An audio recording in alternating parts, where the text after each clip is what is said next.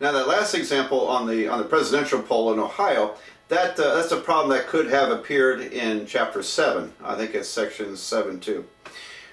Now we jump to Section 9.2, where they mix confidence intervals and hypothesis testing. The problem I want to do, so you can turn to it, is on page 451, and it's problem 11, and specifically, I'll do parts B and C. Alright, so is echinacea effective for colds? Interesting question. Alright, now then, but here's, I looked up the formula, and the formula is in this section. It's page 443, near the bottom of the yellow box there, and so that's where you get that. There it is. You might want to write that down. It's long, but I've seen worse. Okay, so again, I'm writing it differently than the book. I'm using percentages, percentage 1, percentage 2, and Q, I don't think I made that totally clear last time. Q is 100% minus percentage minus P. So if P was 30%, Q would be 70%. It's always the complement. And there are the two different sample sizes. So there's a formula which calculates this. And let's go ahead and do this problem number 11. I'd like to read it here. Is echinacea effective for colds? Rhinoviruses, that's the common cold virus, typically causes common colds. In a test of the effectiveness of echinacea, I think those are the cone flowers. I had some in my garden, but I didn't eat any to see if I wouldn't get a cold. But I think they come from cone flowers. The test for the effectiveness of echinacea, 40 of the 45 subjects treated with echinacea developed rhinovirus infections. In a placebo group, 88 of 103 subjects developed rhinovirus infections, based on an actual article in the New England Journal of Medicine. Now, the New England Journal of Medicine, like all medical journals, are refereed publications. That means that the articles are submitted for publication and they're reviewed by experts in the field. And so they look at the methodology of how these experiments are conducted. They review the statistics, make sure everything's calculated right, and give their stamp of approval for printing. So, when you operate at that level, the work you attempt to publish in an academic journal is always proofread by experts in that field to make sure you didn't have any errors, okay, or something they could really question. All right, so New England Journal of Medicine is a very high standard for that.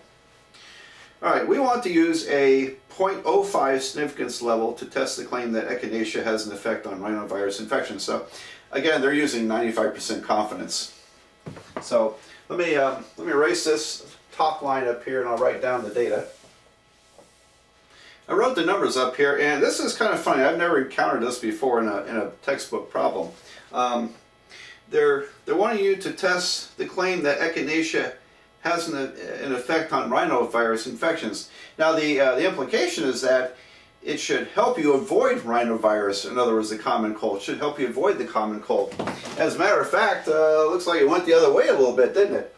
Because here are the E is for the echinacea people, that group, and 88.9% ended up getting colds, even though they're taking the echinacea. And among the placebo group, that's the control group, these people received probably some kind of sugar pill thinking they might be getting the new treatment of echinacea.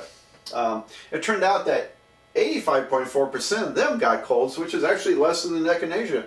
So you might say, well, maybe it went the other way. Maybe taking echinacea, which is promoted out there in the in the health food stores and stuff. I think it probably still is, as a something that's supposed to help make you healthier and prevent the cold. Well, it looks like maybe it actually makes you more susceptible to getting colds. Good question. Maybe it goes the other direction. So let's test the claims. And now I went 40 out of 45. 40 out of 45 people got it. That's divided. That's 88.9%. I didn't have to calculate 5 out of 45. We could have just subtracted this from 100, 11.1. Matter of fact, that's what I did there. So I hope that light flickering is not giving anybody seizures, but I think it's slow enough that just to be annoying. Okay, so the yeah, I'm going to erase the formula and plug all the numbers in, and so be right back.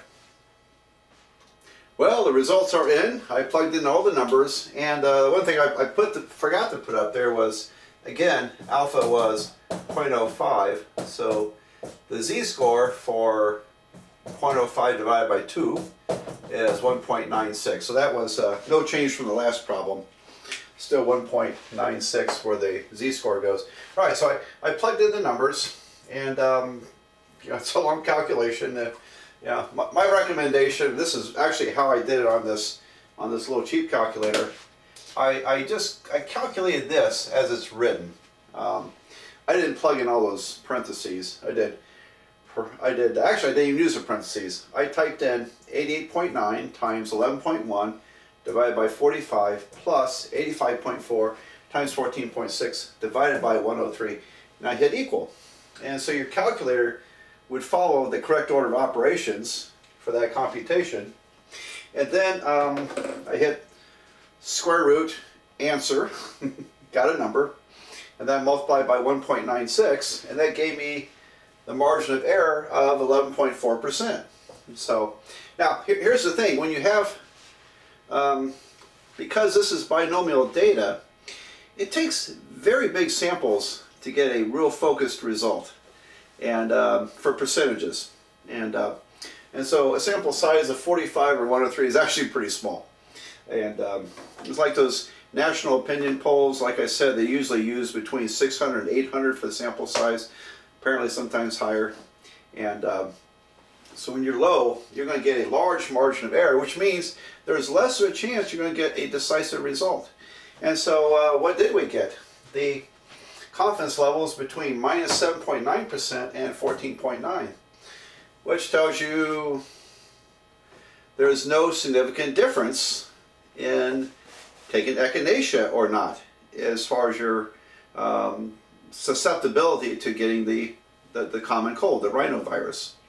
And so my conclusion would be we're 95% sure that the confidence interval is between minus 7.9% and 14.9% for the difference between percent for echinacea minus a percent for the placebo group.